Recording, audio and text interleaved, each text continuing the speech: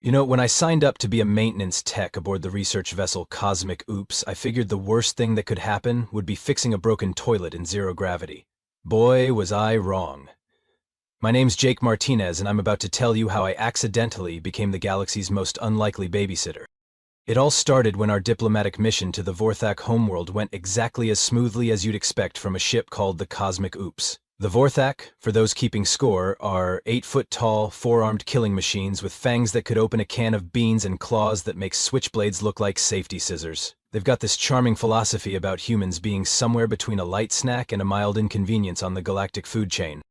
So naturally, our brilliant diplomatic team decided the best way to show respect was to let me wander off to find their bathroom facilities. And because the universe has a twisted sense of humor, their bathroom signs look exactly like their sacred ritual chamber signs. 20 minutes later, I'm standing in what I thought was the men's room, but turned out to be some kind of warrior meditation cave, face to face with Commander Zethkar. Picture this. I'm holding a roll of toilet paper like it's some kind of peace offering, while this mountain of muscle and murder stares at me with four eyes that scream, "I eat things like you for breakfast." His voice sounds like gravel being churned in a cement mixer when he speaks. "Pathetic human whelp," he growls, flexing all four arms in what I can only assume is their version of cracking knuckles. "You dare defile our sacred space with your presence?" "Look, buddy," I say, because apparently my mouth doesn't consult my brain before making life-threatening decisions. "I just needed to use the facilities. No offense to your sacred whatever this is." That's when I hear it. Two little chirping sounds, like baby birds. Except baby birds don't usually come equipped with razor claws and tiny fangs. From behind Zethkar's massive frame, two miniature versions of him peek out, and I kid you not, these little death machines take one look at me, and their eyes go wide with what can only be described as pure, unadulterated fascination. "Papa Zeth," chirps the smaller one. "What is that soft, squishy thing?" "It smells funny," adds the other, taking a cautious step forward. "But not scary funny, good funny." Zethkar's four eyes somehow manage to express the exact same emotion a human parent feels when their toddler asks to keep the rabid raccoon they found in the yard. "Pip, Squeak, return to the den immediately," he commands, but his cubs are already waddling toward me like I'm the most interesting thing they've ever seen. And that, folks, is how I learned that even apex predators have kids who don't listen to their parents.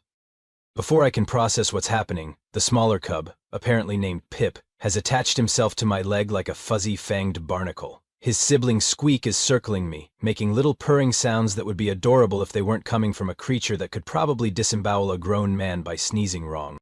"Cubs, cease this behavior at once," Zethkar booms, but there's something in his voice I didn't expect. Panic. This 8-foot tower of terror is panicking because his kids like me. Meanwhile, Pip has discovered that human clothing has pockets, and is now systematically investigating each one with the thoroughness of a tiny clawed customs agent. Squeak has moved on to sniffing my shoes, apparently finding my choice in footwear absolutely riveting. I venture, looking up at their increasingly mortified father. "Should I be worried that they're not, trying to eat me?" Zethkar's expression suggests that yes, I should be very worried, but not for the reasons I think. That's when my communicator crackles to life with Captain Rodriguez's voice. "All crew, prepare for immediate departure. Diplomatic mission complete. Martinez, get your butt back to the ship in 5 minutes." I look down at the two alien cubs, who have now decided my ankles are the perfect place to take a nap. I look up at their father, whose four eyes are communicating a very clear message. "If you move, I will turn you into a human smoothie." So, I say to no one in particular, this is going to be a problem. And that's how Jake Martinez, maintenance tech 3rd class, missed his ride home and accidentally started an interspecies incident that would make diplomatic history.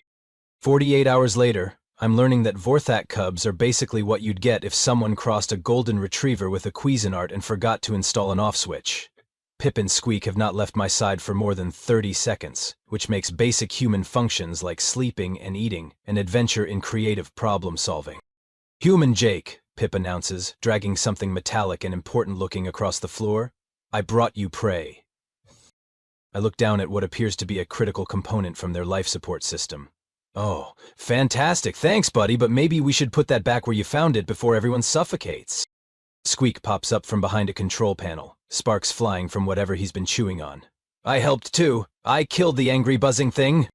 The angry buzzing thing was their fire suppression system. I spend the next hour with my improvised toolkit, trying to fix their technology while two overgrown space kittens provide helpful commentary like, "Ooh, pretty sparks," and "Can I eat that wire?" Zethkar watches this entire operation with the expression of someone witnessing their worst nightmare unfold in slow motion. His fellow warriors have started gathering to stare at the spectacle of a human doing maintenance work while being supervised by their future apex predator. "This is unnatural," mutters Warrior Krunt, a particularly bulky specimen who looks like he bench presses asteroids for fun. Cubs should be learning to hunt, to kill, to inspire terror across the galaxy. Instead, adds Warrior Vextal, they follow the soft meat around like lost hatchlings. I'm elbow deep in their atmospheric recycler when Pip decides this is the perfect moment to demonstrate his hunting prowess. He pounces on my toolbox with all the grace of a furry cannonball, scattering screwdrivers and causing me to accidentally fix the recycler's efficiency problem that their engineers had been working on for months. "Well, that's weird," I mutter, checking the readings. "Your air system was running at about 60% capacity. Should be good as new now." The gathered warriors exchange glances that roughly translate to, "How did the prey animal fix our technology by accident?" Zethkar's pride is taking a beating that would make a professional boxer weep. "Human," he growls, "explain why my offspring refuse to behave as proper Vorthak warriors." "Look, big guy," I say, wiping space grease off my hands, "I think the problem is you're trying to teach kindergartners to be Navy SEALs. Maybe start with the basics?" "Basics?" His four eyes narrow, dangerously.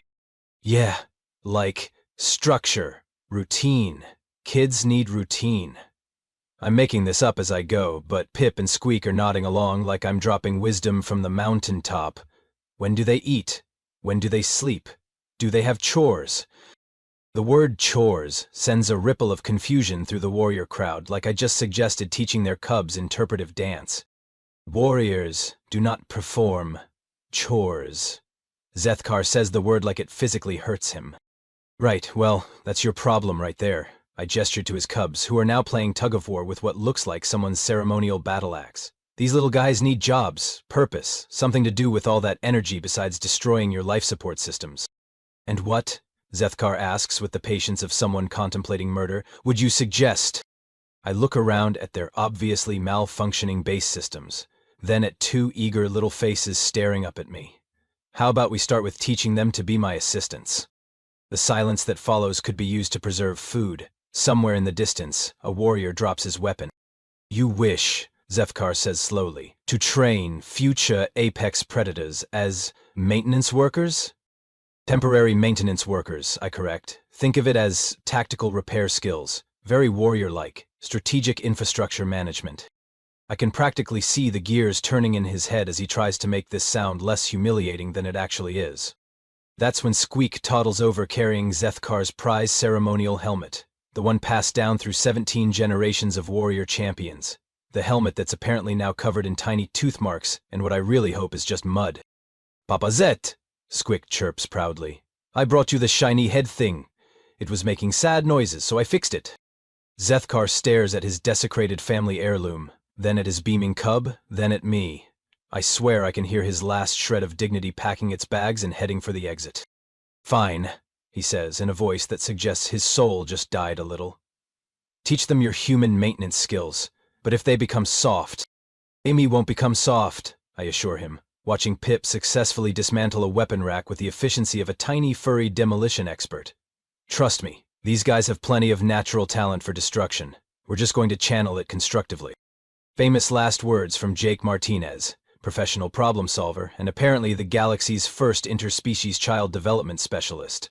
2 hours later, I've got both cubs wearing tiny tool belts I improvised from spare parts, and they're helping me repair their base's power distribution system with the enthusiasm of kids building sandcastles. Except these sandcastles prevent everyone from dying in the vacuum of space.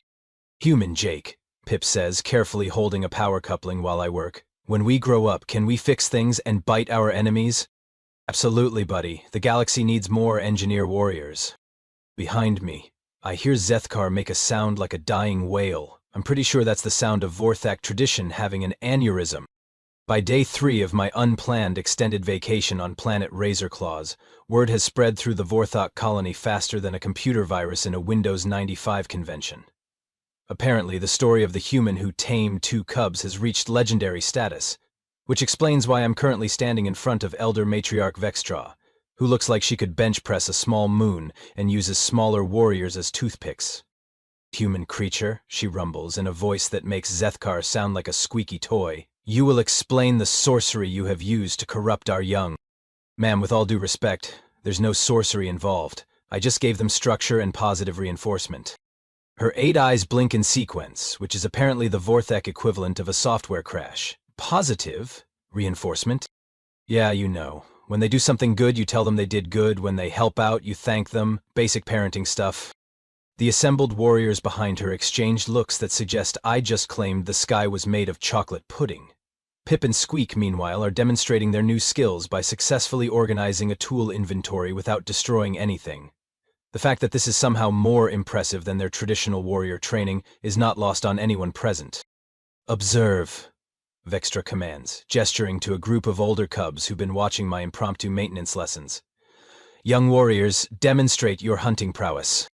What follows is basically a furry demolition derby, as 6 adolescent Vorthak proceed to destroy everything in their immediate vicinity while trying to prove how fierce they are. It's like watching a nature documentary about hurricanes, if hurricanes had claws and daddy issues. Now, Vextra continues, demonstrate the human's methods. I clear my throat nervously. Okay, guys, how about we see who can sort these power cells by energy output without breaking anything?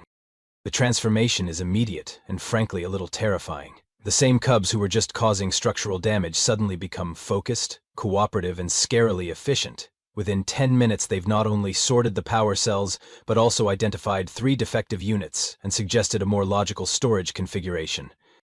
The silence that follows could be bottled and sold as a cure for insomnia. This is most troubling, Vextra admits, and I can't tell if she's impressed or planning my execution. Our traditional methods prepare warriors for glorious battle. Your methods teach them to think before they wreck things, I suggest helpfully. Precisely. This is unacceptable. That's when Pip pipes up with the innocent brutality that only small children can achieve. Elder Vextra, why do we need to be angry all the time? Being angry makes my tummy hurt. If you've never seen a 8-foot-tall space warlord struggle with an existential crisis, let me tell you, it's simultaneously hilarious and deeply uncomfortable. Vextra stares at Pip like he just asked her to explain quantum physics using interpretive dance. Young warrior, she says carefully, anger fuels strength, strength ensures survival. This is the way of the Vorthak. But human Jake says we can be strong and happy, Squeak adds, because apparently these cubs have formed a tag team specifically designed to destroy 1,000-year-old cultural traditions. He says we can protect people because we love them, not because we're mad at them. I watch Vextra's face cycle through what I can only describe as the 5 stages of grief, but compressed into about 15 seconds. Behind her, adult warriors are starting to look at their own cubs with expressions that suggest some uncomfortable thoughts are taking root. Human, Vextra says finally, you speak of concepts unknown to our people. Love as motivation for protection, happiness as compatible with strength. These ideas are dangerous, I guess. Revolutionary, she corrects. And suddenly I realize I'm not just dealing with confused parents. I'm looking at the early stages of a cultural evolution that could reshape an entire civilization. Look, I'm not trying to revolutionize anything, I say quickly, because the last thing I need is to accidentally start an alien civil war. I'm just trying to keep these little guys happy and your base from falling apart. But maybe the reason your traditional training isn't working is because you're trying to teach kids to hate before you teach them what's worth protecting. The gathered warriors are now looking at me like I'm either the greatest philosopher in galactic history or the most dangerous terrorist they've ever encountered. Possibly both. Papa Zeth, Pip says, tugging on his father's lower arm, can we show them the bedtime story human Jake taught us? Zethkar looks like he's considering fleeing the planet. Cubs, perhaps this is not the appropriate time. Please? Both cubs chorus, and I swear their eyes somehow got bigger and more weaponized in their cuteness. Before I can stop them, Pip and Squeak launch into a dramatically retold version of the 3 Little Pigs. Except in their version, the pigs are Vorthak warriors. The wolf is a generic space monster, and the moral of the story involves proper construction techniques and the value of hard work over shortcuts. The fact that they're delivering this performance with all the dramatic flair of Shakespeare while demonstrating various construction principles with their tiny claws is either the most adorable thing I've ever seen or evidence that I've completely lost my mind. When they finish, the assembled warriors burst into spontaneous applause. Actual applause, from creatures who normally express approval by roaring and hitting things. Vextra turns to me with an expression I can't quite read. "Human, Jake Martinez," she says, and the fact that she knows my full name is somehow more terrifying than anything else that's happened. "You have created a problem." Yeah, I'm starting to get that impression. These methods you have introduced, they work. Our cubs are happier, more focused, more creative in their thinking. They solve problems instead of simply destroying them. And now, she gestures to the crowd of adult warriors, many of whom are looking at their own offspring with new eyes. Now every parent in the colony wants to know why their cubs can't be like Pip and Squeak, I finish. Precisely. You have accidentally triggered what your human scholars might call a paradigm shift. I look around at dozens of massive alien warriors, all staring at me expectantly, and realize that somewhere in the process of just trying to survive the last few days, I've become the galaxy's most unlikely child development consultant. Sue, I say, because when you're in over your head, sometimes you just have to keep swimming. I guess we need to talk about implementing some changes around here. 1 week later, I'm standing in what used to be the Vorthak colony's war planning chamber, which has now been converted into the galaxy's first alien daycare center. And let me tell you, when your daycare attendees can accidentally decapitate someone while asking for juice, you learn to think creatively about safety protocols. The transformation has been nothing short of apocalyptic. What started with Pip and Squeak refusing to engage in traditional warrior training has spread like a virus through the entire younger generation. Vorthak cubs who used to spend their days learning 17 different ways to disembowel their enemies are now asking questions like, why can't we solve problems with talking? And, can we hug the bad guys until they feel better? I'm watching a group of adolescent Vorthak work together to build a functioning communications array out of spare parts, chattering excitedly about optimal signal routing, when warrior Grondar storms over with his cub trailing behind him. "Human Jake!" Grondar bellows, his forearms gesticulating wildly. "Explain why my offspring refuses to participate in blood combat training." His cub, a particularly fluffy specimen named Tiny, because apparently Vorthak irony is universal, looks up at me with those big weaponized puppy dog eyes. "Human Jake, Tiny doesn't want to hurt the practice dummies anymore. They look sad when we stab them." I glance at the practice dummies in question, which are basically scarecrows designed to look like various enemy species. And yeah, now that he mentions it, they do look kind of sad. Especially the one that's been repeatedly stabbed in what appears to be its emotional support area. "Grondar," I say diplomatically, "maybe we could modify the training? Instead of just teaching them to destroy things, we could teach them to disable threats non-lethally?" The look he gives me suggests I just suggested teaching his kid to knit sweaters for their enemies. Non-lethal combat? What purpose does that serve? "Well," I say, thinking fast, "if you defeat an enemy without killing them, you can interrogate them for information. You can turn them into allies. You can demonstrate your superiority by showing mercy. It's actually way more strategic than just murderizing everything." Behind me, Pip has apparently been listening because he pipes up with, "Ooh, like when Human Jake fixed the angry machine instead of hitting it with a hammer?" "The angry machine was their defense grid," I explained to Grondar, whose expression suggests his worldview is experiencing critical system failure. "It wasn't actually broken, just misconfigured. Instead of replacing it, I reprogrammed it to work more efficiently." "And now it protects us better than before," Squeak adds helpfully. "Human Jake says sometimes the best way to win is to make everyone happy." I watch Grondar process this information with all the grace of a computer trying to run software that doesn't exist yet. Around the room, other parent-cub pairs are having similar conversations, and I'm starting to realize that I've accidentally become the catalyst for the most significant cultural shift in Vorthak history. That's when Commander Krickstall arrives with a delegation of very serious warriors, and their expressions suggest they're not here for a friendly chat about childcare philosophies. "Human," Krickstall announces, his voice carrying all the warmth of a funeral dirge. "Your influence has created chaos. Our cubs refuse traditional training. They question authority. They speak of feelings and cooperation, as if these were virtues rather than weaknesses." "With all due respect, Commander," I reply, watching Tiny successfully teach another cub how to repair a broken communicator instead of just smashing it and demanding a new one. "Look at what they're actually accomplishing."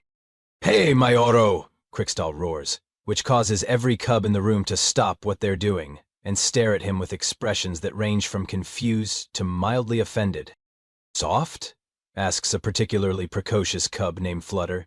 Uncle Crickstall, we helped human Jake strengthen the outer shields by 30% yesterday. How is that soft?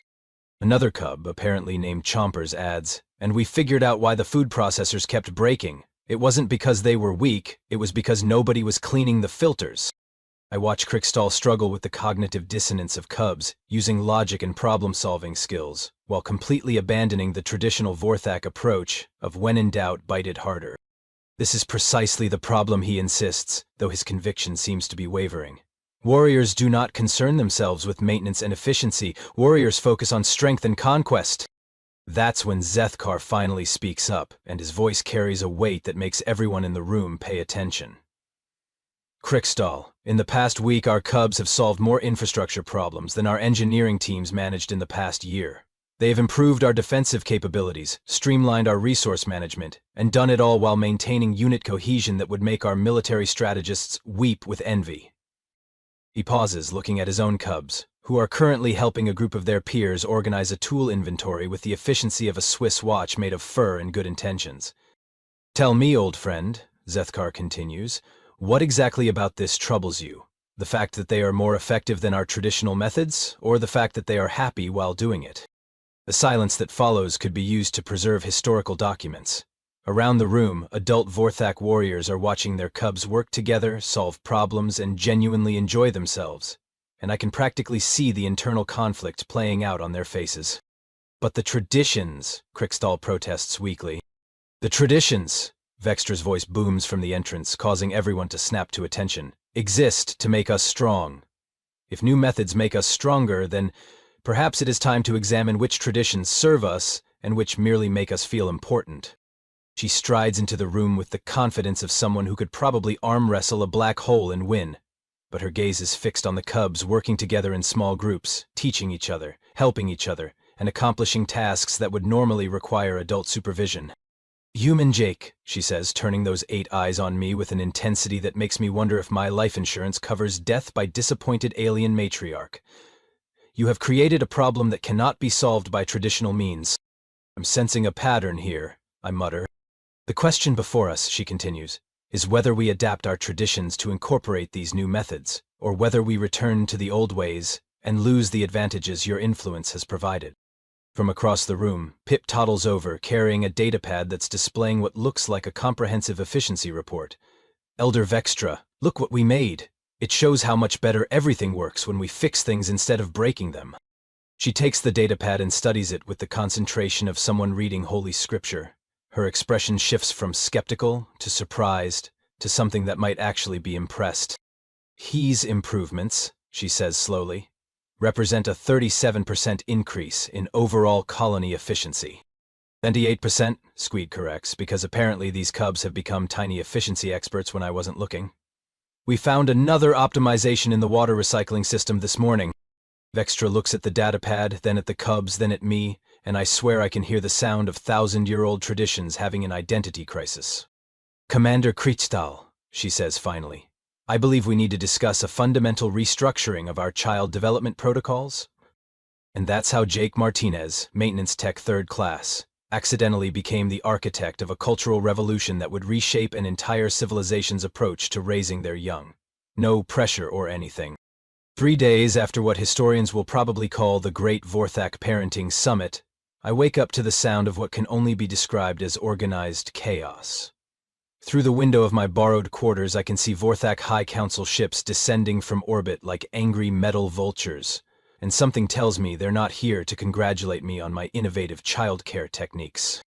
Pip and Squeak are already awake, pressed against the window with the kind of excitement that only kids can muster when something potentially catastrophic is happening. Human Jake, Pip chirps, his little claws tapping against the glass. The big ships have angry colors. Does that mean we're in trouble?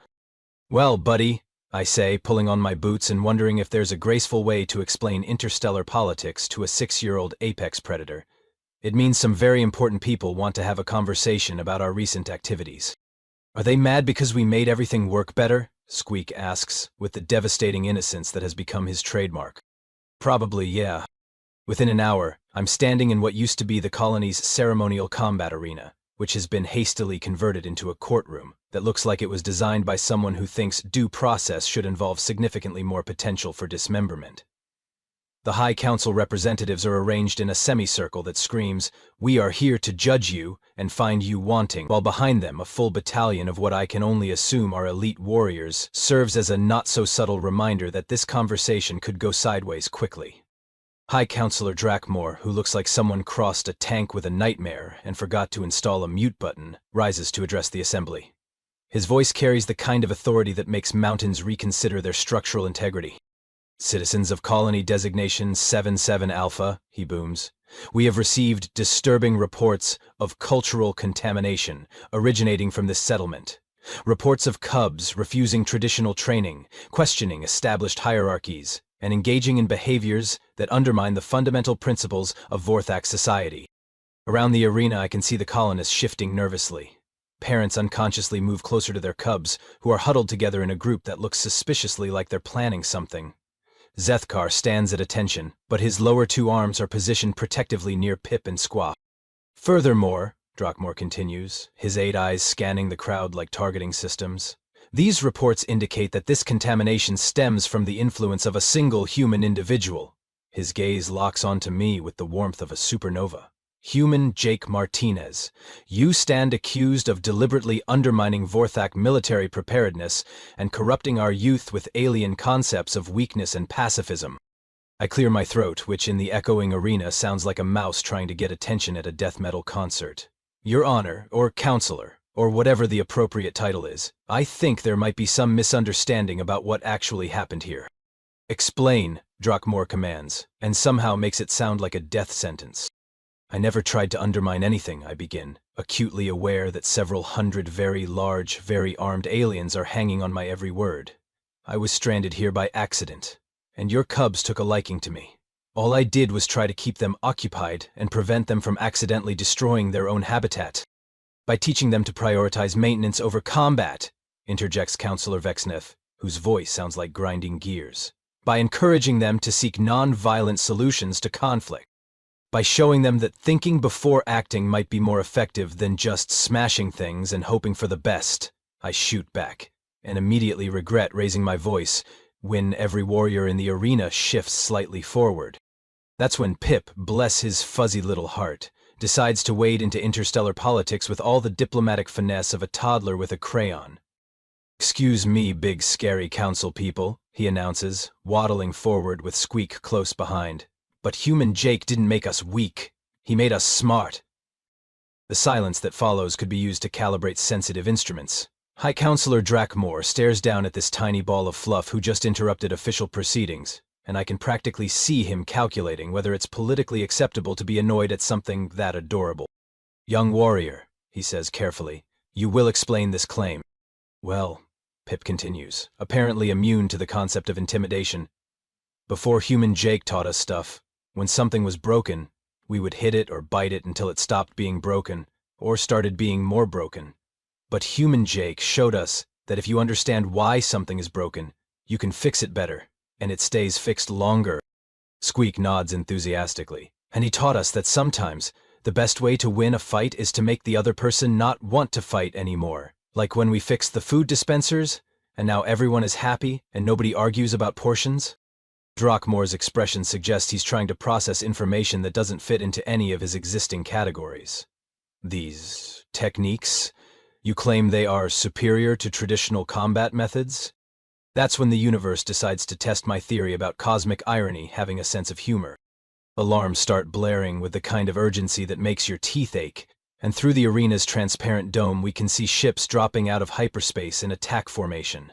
Ships that definitely don't belong to the Vorthak. And judging by their aggressive positioning and the fact that they're already charging weapons, they're not here for a friendly chat about galactic politics. "Scarlix Raiders!" someone shouts, and suddenly the arena transforms from a courtroom into a command center, as warriors scramble to defensive positions. Commander Zethkar's combat training kicks in immediately. "All cubs to the shelters. Warriors, prepare for—" "Wait!" Pip's voice cuts through the chaos with surprising authority. Human Jake, the raiders are using the same attack pattern you showed us in that tactical puzzle.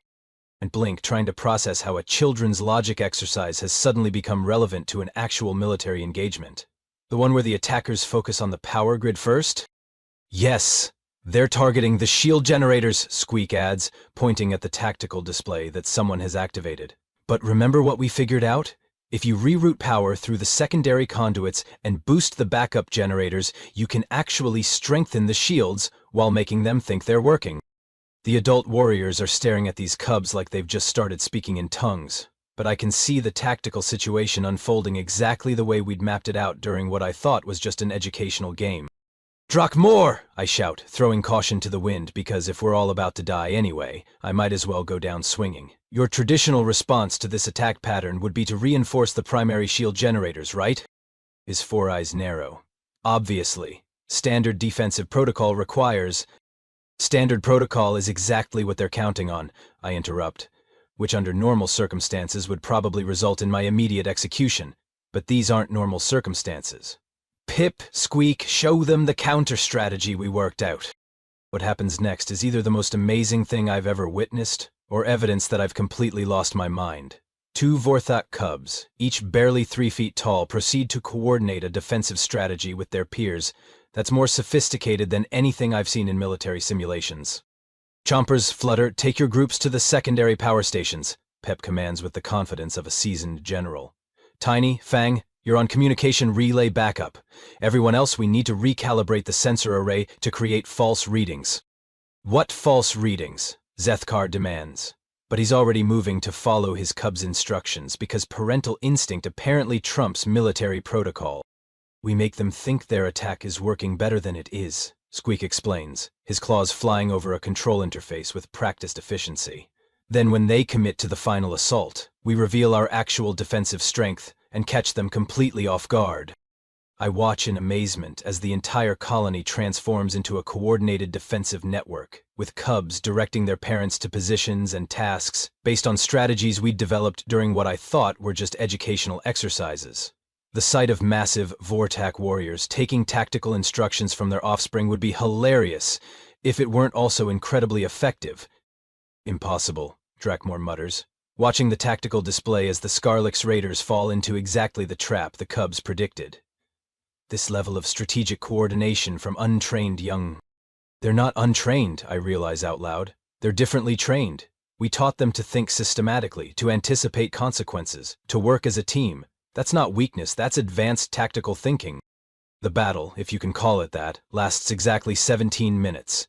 The Skarlix raiders, expecting standard Vorthak defensive responses, instead encounter a coordinated defense network that adapts in real time to their tactics, anticipates their moves, and ultimately leaves them so completely outmaneuvered that they retreat in confusion without firing a single effective shot. As the enemy ships disappear back into hyperspace, the arena falls into a silence that feels different from all the previous silences. This one carries weight, realization, and the unmistakable sound of worldviews shifting. High Counselor Drakmore stares at the tactical display showing their flawless victory, then at the group of cubs who are now excitedly discussing optimization strategies for the next potential engagement, then at me. "Human Jake Martinez," he says finally, his voice carrying a different tone entirely. "It appears we need to discuss terms of a very different nature than originally planned." Zethkar steps forward, placing his forearms around his cubs in a gesture that's both protective and proud. "High Counselor, with respect, I believe the discussion we need to have is not about removing Human Jake's influence, but about how to incorporate his methods into our broader military and social structures." And that's when I realize that somewhere in the space of 17 minutes, I've gone from being a suspected cultural terrorist to being a potential strategic advisor to an interstellar military power. I really need to update my resume. 6 months later, I'm standing in front of what used to be the Vorthak Military Academy's Hall of Eternal Warfare, which has been renamed the Comprehensive Strategic Development Center in a stunning display of bureaucratic evolution. The changes around here have been nothing short of revolutionary, and I'm still not entirely sure how I went from being a maintenance tech to being the director of interspecies child development and strategic innovation. The pay raise is nice, though. "Attention, students," I announced to a classroom full of young Vorthak who are currently engaged in what we call constructive problem-solving exercises. but what any casual observer would recognize as the most adorable military planning session in galactic history. Today we're going to work on advanced threat assessment with a focus on infrastructure vulnerability analysis. Pip, now sporting a tiny badge that officially designates him as Senior Student Advisor, because apparently 6-year-olds can hold administrative positions in the new Vartak educational system, raises his claw. Human Jake, does this mean we get to figure out how to protect the water treatment facility from the theoretical enemy invasion we designed last week? Exactly right, Pip. And remember, the goal isn't just to defeat the theoretical enemy, but to do it in a way that minimizes damage to civilian infrastructure and maximizes the possibility of post-conflict recovery. From the observation deck above our classroom, I can see a group of very important Vorthak officials watching our session with expressions that range from fascination to mild existential crisis. Among them is High Counselor Drakmore, who has become something of a regular visitor, ever since what the military history books now call the 17-minute revolution.